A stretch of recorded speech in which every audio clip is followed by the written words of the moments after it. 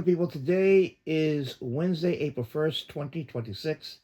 The United States Constitution is a sacred document.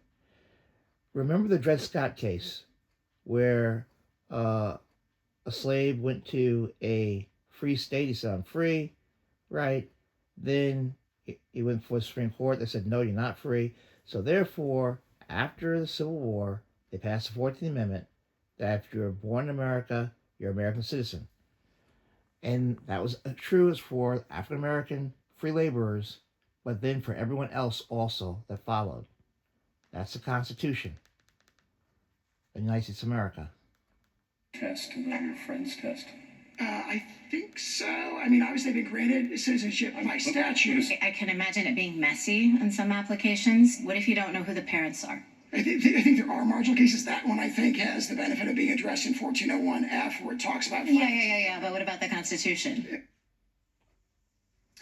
After leaving court, President Trump once again criticized birthright citizenship. He posted on Truth Social, quote, "We are the only country in the world stupid enough to allow birthright citizenship." We should note about 30 countries allow birthright citizenship.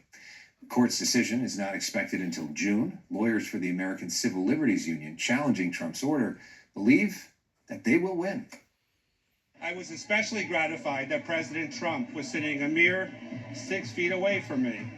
And I hope that he was schooled in the importance of birthright citizenship. I am confident that we will win this case and that the future of this country will be determined by our Constitution, by our civil rights statutes, and not by the whim of a president. I am confident that the court is going to turn back this president's effort to radically rewrite our 14th Amendment rule of birthright citizenship. Presidential historian Douglas Brinkley joins me live right now from Austin, Texas. He's also a professor of history at Rice University. Welcome to The Story Is. Good to see you. Good to see you, my friend.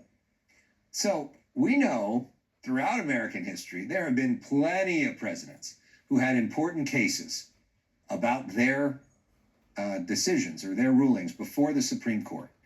But no president has ever gone there. Why is it that no president ever went? Well, it was very weird today, this 75 minutes. President Trump went to the Supreme Court because, to hear the oral arguments, because traditionally presidents don't want to seem like they're intimidating. They're trying to act like they own the Supreme Court. But Donald Trump, alas, believed, I think, his presence there might make Justice Roberts and the others behave in a different fashion. It boomeranged on him. It didn't work. And the reason it didn't work is President Trump's relying on executive orders. You can sign them like he's been doing, but eventually you'll get your comeuppance in the court. And this is a hard hit for President Trump, this birthright citizenship. And then we saw the tariffs in February, being shot down, and just coinciding, NPR now is back. PBS has to come back. Voice of America has to come back. So President Trump's getting the comeuppance of the boomerang effect of executive orders, and not understanding that the Supreme Court is a co-equal in government, as is Congress. I know you were especially struck by Chief Justice John Roberts' comments, which we just played, where he said, it may be a new world, but it's the same Constitution. If you were writing a biography of the Chief Justice of the United States, talk about this particular chapter. I think this is a big moment today because, with the tariffs at 6-3, people thought, well, Justice Roberts isn't going to just rubber stamp everything of Donald Trump.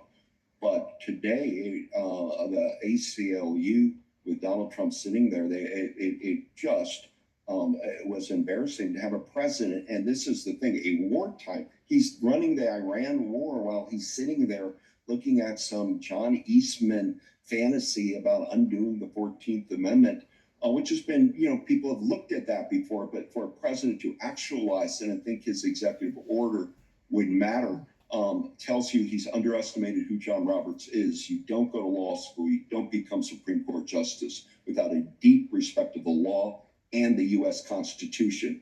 The Constitution is built to last. It's built to be amended, but it's not meant to be dealt with as it was argued by the Solicitor General today in a very sloppy, haphazard way that tells me at least it's either going to be 6-3 against a birthright citizenship, or what Trump's promoting, or maybe even 7-2. It did not go well for the White House.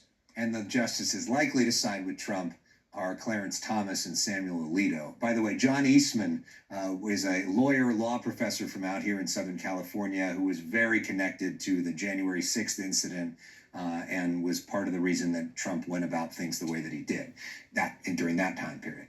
So let's talk about the other big story when it comes to President Trump today, a primetime address to the nation about Iran.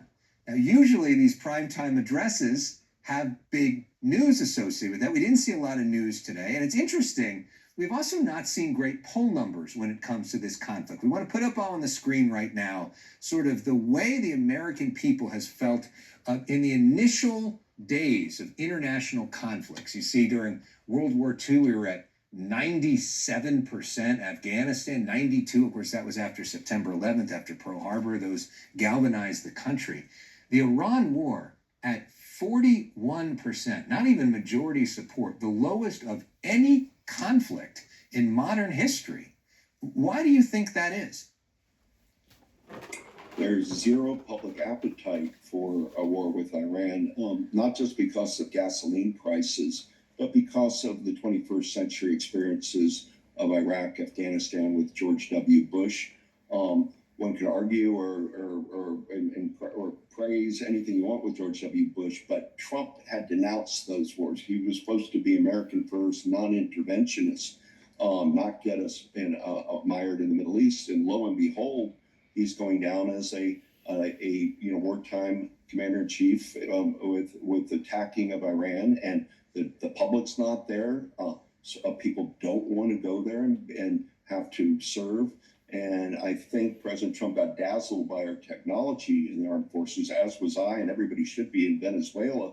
But he kept thinking he could run this gambit. And you got to have the public behind you. Ronald Reagan says they get 50% box office. You got to keep your numbers up. And when you're starting to run a war in the 30% or 20s, that's why Harry Truman during Korea couldn't run for a re-election in 1952. That's why Lyndon Johnson bailed out in 1968. The public said enough's enough. Yeah, and as we just put up on the screen, the CNN polling shows right now about 2/3 of Americans either strongly disapprove or somewhat disapprove of this war with Iran, which is a pretty high number if you think about it. And that cuts across not just Democrats and independents, but plenty in President Trump's base as well. Douglas Brinkley, presidential historian, thank you for the wisdom as always. Great talking with you. Thank you. More news when The Story Is comes right back.